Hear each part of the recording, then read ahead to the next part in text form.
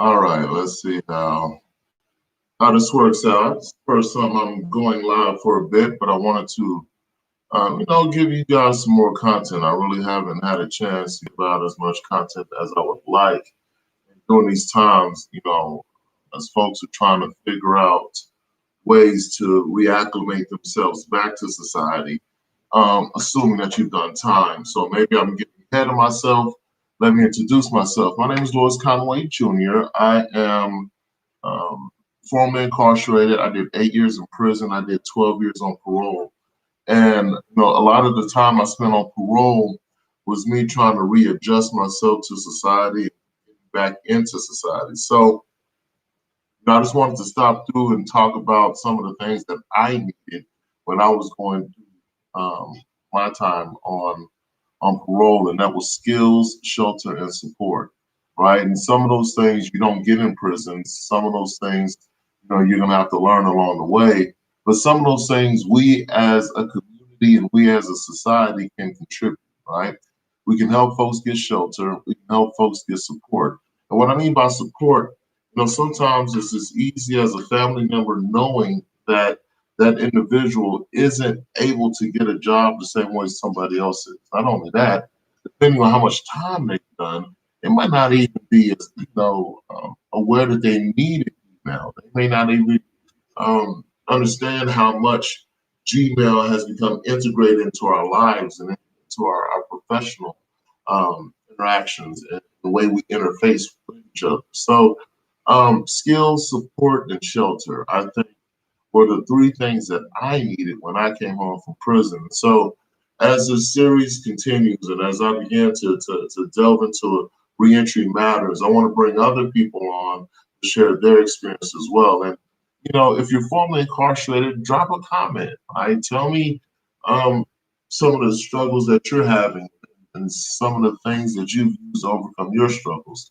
When I first came home from prison, because I had a violent conviction, McDonald's wouldn't hire me, right? I couldn't even get a job at a fast food restaurant, but because my parole mandated employment, that wasn't an option, right? My parole officer wasn't concerned about whether or not I could find a job. His concern was if I didn't find a job, his job was to send me back to prison, right? So I was blessed to have a background in photography. I was blessed to have a background in computers and graphics before I went to prison. So when I came home from prison, it was easier for me to be an entrepreneur in a way that allowed me to stay somewhat regularly employed while I was on parole. Now, everybody doesn't have that, right?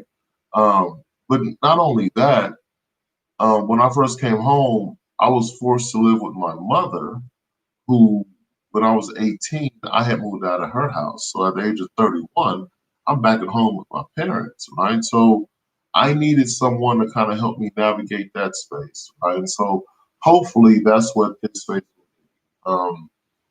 I don't really tell a lot of prison stories, but I might share some stories with you along the way as well as we talk about reentry. All right, so I'm not going to make these too long, at least not at first. I don't know. I want you guys to be able to actually glean some information and share if it's necessary. So the next time someone asks you what can they do to assist reentry, we need to think about policies that support skill building.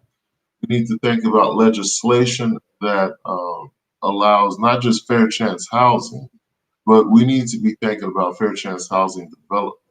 We need to be creating community land trust where folks can not only live somewhere, but they can have skin in the game, if you will, right? We also need to be thinking about support, right? What kind of governmental, what kind of municipal, what kind of county support can we provide beyond, a job training program? Because, I can have all the training you give me, but if I don't have an opportunity at actually using this training for a job, then we're doing each other a disservice, right? So anyway, again, my name is Lewis Conway Jr. I'll check back in with you. I want to be able to do more of these communities and be more consistent, intentional about creating a community as we are pushing a lot of people out of prisons and jails and detention centers because of COVID.